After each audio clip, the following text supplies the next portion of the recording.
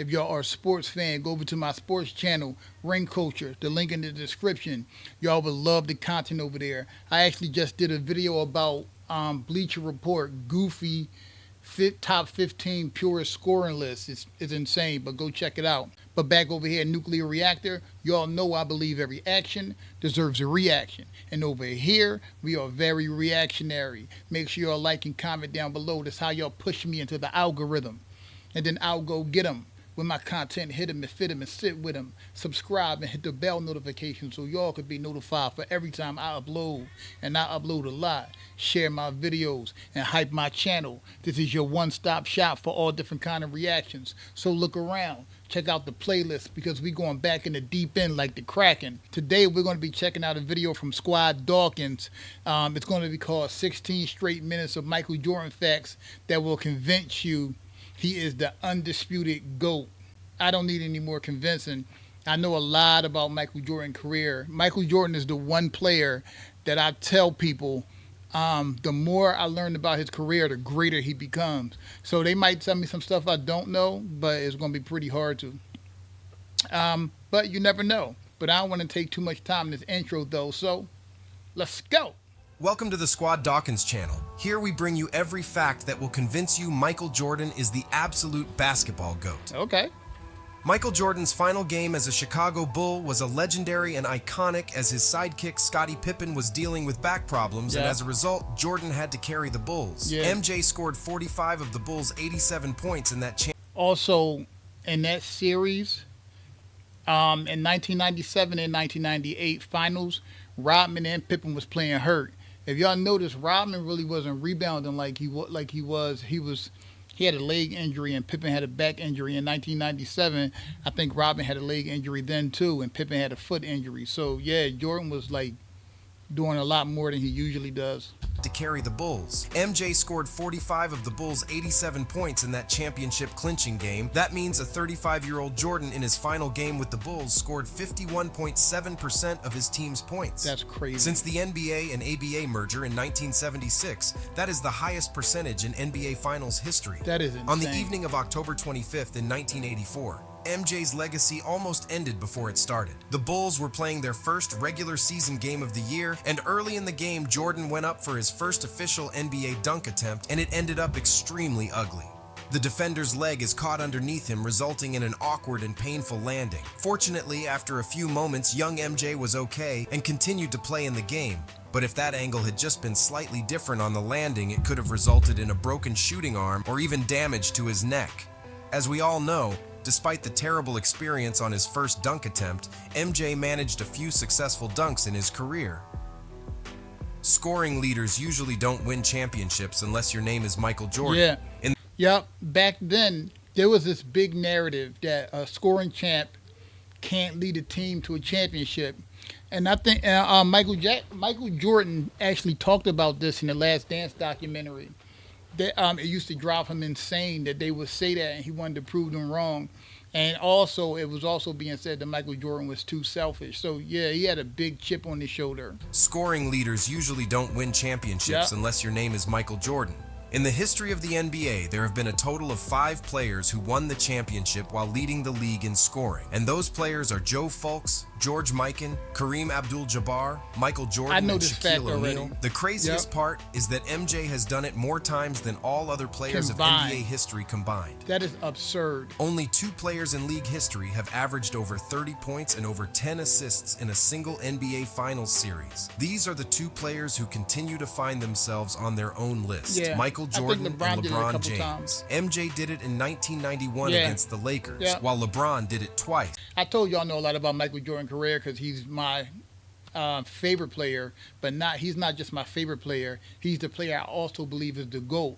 Um, his 11.4 assists per game in that finals was the highest assist average of any non-point guard in the NBA final series. Like Jordan was doing. He's the most complete player that I ever witnessed. He a beast, cuz. Did it in 1991 against the Lakers, while LeBron did it twice, Yeah. in 2017 and 2018 against the Warriors. Michael Jordan absolutely dominated his era, and no stat may better sum up the extent of his dominance than this one. From November of 1990 until his retirement in 1998, MJ never lost 3 games in a row. That's a streak of 632 games, which is easily the longest streak by a player in NBA history.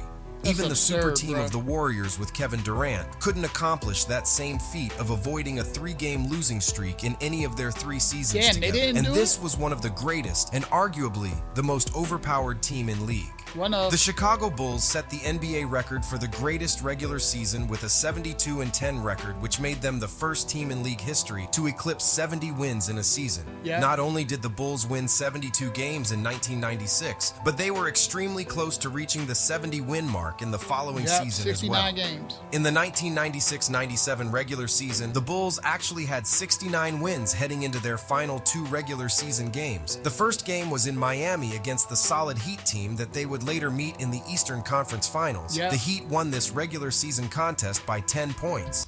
Think about how insane that is. In the 2-year span, they won 72 games and then 69 games the next year. And I think that 1996 team has the most wins for if you put playoff and regular season together of any team in NBA history, which is absolutely insane. Conference Finals. Yeah. The Heat won this regular season contest by 10 points. They was The final tough. game of the regular season was against their rivals, the New York Knicks. They was The game tough, was too. extremely tight throughout, with both teams making incredibly Yeah. clutch baskets down the stretch. Chicago would have the last shot though, but Pippen, who had a good look, missed it pretty badly. Yeah, If this shot had gone in, then the Bulls would have achieved something that no other team has done before for the 2nd straight season. Yeah. Roughly 4 years after his 63-point playoff performance against the Boston Celtics, the GOAT Michael Jordan added to his postseason lore over a 2-game stretch. In the 1988 playoffs, MJ became the first player in NBA history to log back-to-back 50-point games in the playoffs. In Game 1 of a Yeah. first-round series with the The Cleveland Cavs. Cavaliers, Jordan scored 50 points on 19 Look at for that 35 shooting, sinking all 12 of his free throws. Then came Game 2 3 days later on May 1st, 1988. Jordan one-upped himself with a 55-point game against the Cavs. He shot 24 for 45 overall and was 7 for 7 from the free throw line as the Bulls built a 2-0 series edge. Yeah.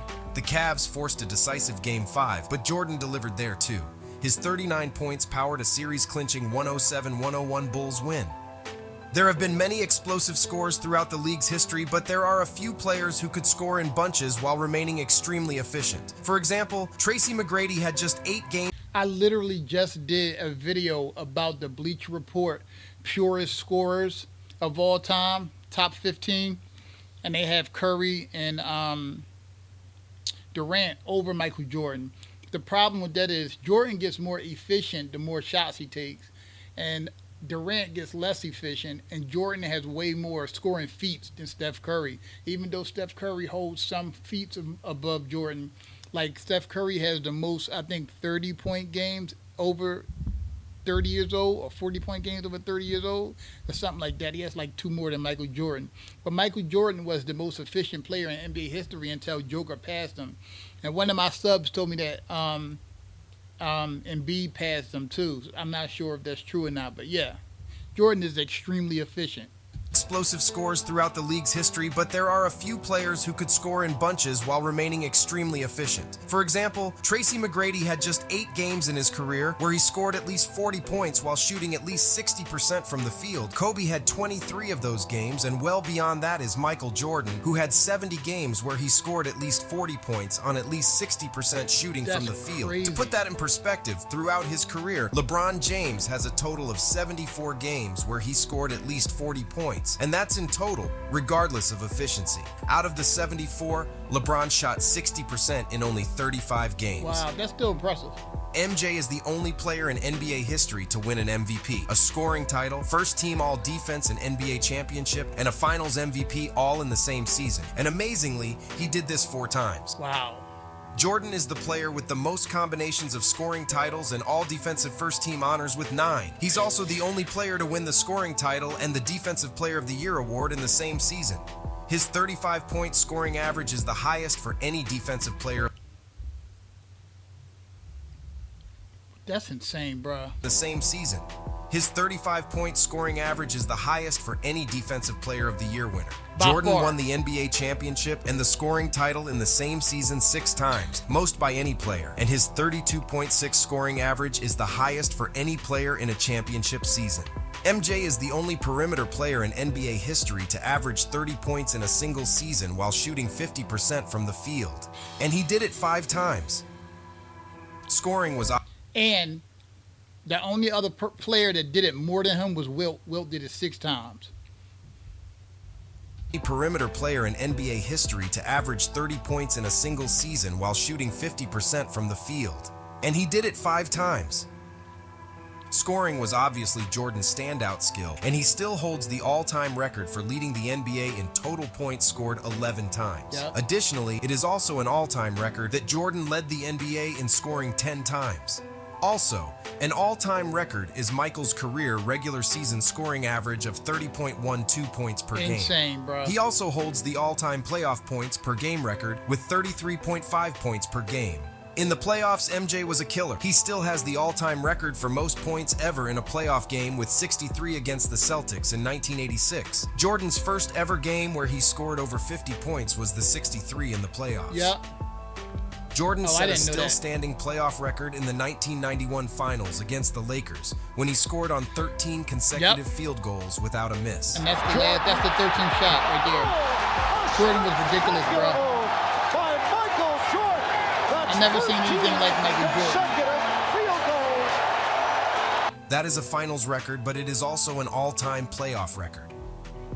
Another all-time playoff record MJ still holds is that he made 24 shots from the field against Cleveland in 1988. Against Detroit in 1991, Jordan made 13 free throws in a quarter, which is still an all-time playoff record. MJ holds the all-time record with 8 50-plus point playoff games. He also holds... Yep. When you take regular season, playoffs, and finals into account, Michael Jordan is the greatest scorer in NBA history, hands down, and nobody's close. in a quarter, which is still an all-time playoff record. MJ holds the all-time record with 8 50-plus point playoff games. He also holds the all-time playoff record for most 40-plus point games with 38. Another all-time record Jordan holds is another playoff record. He is the only player in NBA history to never once score under 15 points in any playoff game he ever played in. MJ holds the all-time record by being the only player in NBA history to never once score under 20 points in a finals game. The most underrated aspect of MJ's game was definitely his shot blocking. No, if his MJ isn't the passing, to me, greatest was shot most blocking underrated. guard in the history of the game, then he's certainly in the top But three. he is the best shot On blocking defense, guard. Michael was a very sneaky and intelligent player Yep. who could read a defense and respond accordingly Yep. as the help defender. Combine that with his insane quickness, agility, and leaping ability, and you have the recipe for an freaky all-time great athleticism. shot blocking win. Yeah. MJ has the most blocks by a guard in a single season, which was a total of 131, and the 1987-88 too, right? season. And unsurprisingly, that was the season he won the Defensive Player of the Year. Yeah. Not only is he first on the all-time list, but he's also in the second spot as he Jordan was blocked incredible. 125 shots in the 1986-87 season. In that 1986-87 season, he began a career-long onslaught on the NBA record book. That Yep. year saw him average 37.1 points in the first of 7 consecutive seasons in which he led the league in scoring and topped 30 points per contest. In the spring of 1989, Bulls coach Doug Collins moved Jordan to the point guard position. Oh, as yes. the point guard, Jordan had a streak where he had Imagine him doing this back in that era. 7 straight triple doubles, missed another triple double by like 3 rebounds or 3 assists or something like that, and then doing 3 more. Like he averaged a 30-point triple double in those 24. He averaged almost a 30-point triple double in those 24 games. Like Michael Jordan could do anything he wanted to do on the court, but he wasn't asked to do as much all the time. But if you look at Michael Jordan stats from 84 to 93, his he filled the stat sheet up. Like for a shooting guard to average 5 rebounds and 5 assists is elite, and Jordan did that regularly. In fact, he ended his career averaging 6 rebounds and 5 assists. Just absurd. In the spring of 1989, Bulls coach Doug Collins moved Jordan to the point guard position, as the point guard Jordan had a streak where he had 7 straight triple-doubles and 10 triple-doubles in 11 games. In the final 24 games as the point guard, Jordan averaged over 30 points, over 9 rebounds, and over 10 assists, all while being efficient on offense and dominant on defense. On the year, he was first in win shares, first in player efficiency rating, and first in plus-minus. As we all know, MJ reached 6 NBA Finals. He has 6 rings, and he missed 6 regular season games in those 6 championship seasons combined. Drafted in 1984, Jordan played all 82 games in his very first season. It was the first of 9 whole seasons where MJ would play all 82 games. However, the following season, MJ sustained a broken foot injury and sat out for almost the entirety of 1985-86 campaign. It is almost incredible that, excluding that season, MJ missed only 7 games in the 12 seasons he played with the Bulls. By MJ, he felt an obligation to play every day. He felt an obligation to play every game. Yeah. I mean, he knew, not just for a television audience, but he knew, and every time he played, there were families, there were others who had saved their money, potentially scalp the ticket in those days, as they called it, to see Michael Jordan play. Yeah. Jordan remains one of the most impressive athletes the NBA has ever seen. By reports, in North Carolina, he ran a 40-yard dash in an amazing 4.3 seconds. And I'll never forget this. His sophomore year, ran the 40-yard. Me and Coach Guthridge and our trainer, Mark Carnes, we all 3 had hand stopwatches, so we're not professional timers by any means. But he crossed the line, I looked, and I said, wow. Coach Guthridge, what'd you get? And he looked at me, and then Mark Davis said, I got 4.39. And Coach Guthridge said, I got 4.38. And I said, I did too. And so I waited a couple of, I said, Michael, we missed your start and made a mistake here. Come on, I need you to run it again. And he said, oh, too fast for you, huh? I'll never forget that. And he goes back to the line and runs it again. And all of us got below 4.4 as a sophomore. So he went from 6'4.5" to 6'6" and got faster. We all know MJ could leap out of the gym, but his speed was ridiculous too. He could run like Deion Sanders. Imagine Klay Thompson's frame combined with Allen Iverson's agility and Russell Westbrook's speed. He might not have been as big or as strong as LeBron James, but Jordan made up for that with elite quickness. Now add that to his 48 inches vertical leap and you have the most athletic player to ever play basketball. MJ's once-in-a-lifetime greatness could be seen as soon as he set foot on the court for the first time. In his rookie season, he took the league by storm, displaying his elite athleticism as he averaged 28.2 points, 6.5 rebounds, 5.9 assists, and 2.4 steals on 51 points. And he led his team in every single one of those categories. That's insane. A rookie. As he averaged 28.2 points, 6.5 rebounds, 5.9 assists, and 2.4 steals on 51.5% shooting. He finished 3rd in scoring and 4th in steals, but for the Bulls specifically, his value was off the charts as he led his team in points, rebounds, assists, and steals. He's the only rookie in history who's ever done that. With Jordan at the wheel, the Bulls improved 11 wins over the previous season, and even Larry Bird said that he's never seen a player improve a team more than MJ did. Jordan wore number 12 for 1 game. On February 14th, 1990, Jordan scored 49 points wearing number 12 on a loss to the Magic. The only player in NBA history to score more points in a single game while wearing 12 is Hall of Famer George Yardley. 49. Jordan's salary in 1994 on a loss. February points. 14th, 1990, Jordan scored 49 points wearing number 12 on a loss to the Magic. The only player in NBA history to score more points in a single game while wearing 12 is Hall of Famer George Yardley. Jordan's salary in 1995-96 was $3.85 million, which ranked 32nd in the NBA that season. Players with higher salaries that season included Benoit Benjamin, Brian Shaw, Danny Ferry, and Dale Davis. For his career, Jordan was 9 of 18 shooting in the playoffs on potential game-tying or go-ahead shots in the final 24 seconds of the fourth quarter or overtime.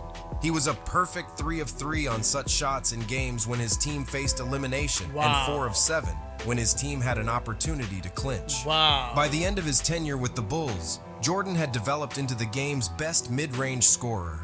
His final 2 seasons in Chicago, Jordan made 997 mid-range shots, over 250 more than any other player. That's crazy. In his final season with the Wizards, when he turned 40 years old, Jordan dunked 21 times. To put things into perspective, in his final season with the Lakers, the 37-years-old Kobe Bryant has dunked 4 times.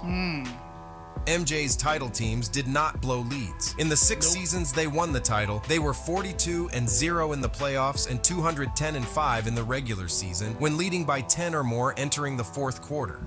Wow. Jordan was returning to the NBA as a 38-year-old that's a crazy stat. blow leads. In the 6 seasons they won the title, they were 42-0 in the playoffs and 210-5 in the regular season, when leading by 10 or more entering the fourth quarter.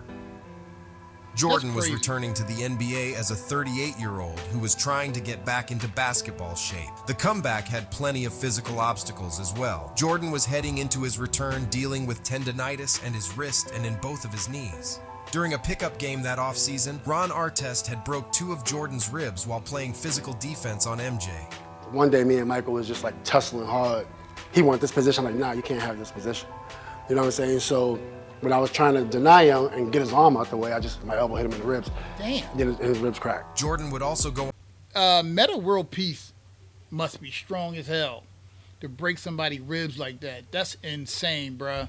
His ribs cracked. Jordan would also go on to have fluid drained from his knees multiple times throughout that year. Yeah. Michael Jordan was joining a Wizards team who had finished the previous season with a 3rd worst record in the entire NBA at 19-63. Despite the fact that they were playing in a much weaker Eastern Conference, they also had the 2nd worst defense in the league in terms of opponents' points per game. Yeah. The Wizards started the season with a 26-21 record, and on the 47th game, Jordan collided with a teammate and tore his meniscus. He tried to play through the pain and on reduced minutes, but after another 14 games, he had arthroscopic knee surgery to repair the knee, and his season was over. Before Jordan's injury occurred, MJ was averaging 25.1 points per game, 6.2 assists, 5.3 rebounds, and 1.5 steals per game. In his last 20 games leading up to his injury, MJ was averaging 27.5 points per game, 6.4 assists, 5.2 rebounds, and 1.3 steals per game on 44% shooting. In his last 10 games leading up to the injury, MJ was averaging 29 points, 6.6 assists, 6.1 rebounds, 1.2 steals on 47. As a 40-year-old, all he needed to do was get back in basketball shape, and he was back at 30 points per game at 40 in the era from the middle of the 90s and the early 2000s, the hardest era to score in. He's 40, averaging 29 points per game. He's just revving up. Wow. Unbelievable. Games leading up to the injury, MJ was averaging 29 points, 6.6 assists, 6.1 rebounds, 1.2 steals on 47% shooting. Also, before Jordan was injured, the Wizards were on a 47-win pace and were well in the playoff hunt. Wow. Up to that point, no team in NBA history had ever been a sub-20 win team and gone on to have a winning record the following season. Aging MJ had the Wizards well on their way up until the meniscus happened. Not only did Jordan take one of the worst teams in the league and make them competitive, but had it not been for his knee injury, the Wizards would have had a legitimate shot at the first seed in the Eastern Conference. Wow. Jordan started the first 15 games of the 2002-2003 season coming off of the bench. In his 2nd season in Washington, Jordan was the only Wizard to play all 82 games, and he was 40 years old. He also became the only 40-year-old in NBA history to score over 40 points in a game, which he did several times that season. Yeah. He also became the oldest player in NBA history to average at least 20 points per game. Wow. Tell us in the comments, what do you think is the most impressive Michael Jordan fact? And if you enjoy this video, hit the like button, share, and subscribe.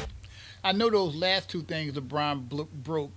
I think LeBron is now the oldest player to score 40 points in the game, I think. And he averaged more than 20 points at over 40 years old. So I think that he broke those 2. For even more basketball content, subscribe to our other channels, Free Dawkins and Vintage Dawkins, and follow us on social media. I mean, a lot of those facts I knew because I've dug into Michael Jordan's career before. And the more I was digging into his career, the more in awe I was of how insane Michael Jordan's career was, especially in a short span that he did it in. Because you remember, he played 15 years. He played for the Wizards for 2 of those years, but he was way out of his prime by then. But he played 13 years for the Bulls. And remember, 2 of those seasons, he played 17 games and 18 games, respectively. So in the 11 full season with the Bulls, he had 6 championships. That is absurd. Absurd. But anyway, y'all let me know what y'all think down below about these Michael Jordan facts that are mind-blowing to me. And I'll be down there with y'all. And always remember, the pleasure, it will always be mine. The reaction, well, I do that for y'all. I love y'all. Peace.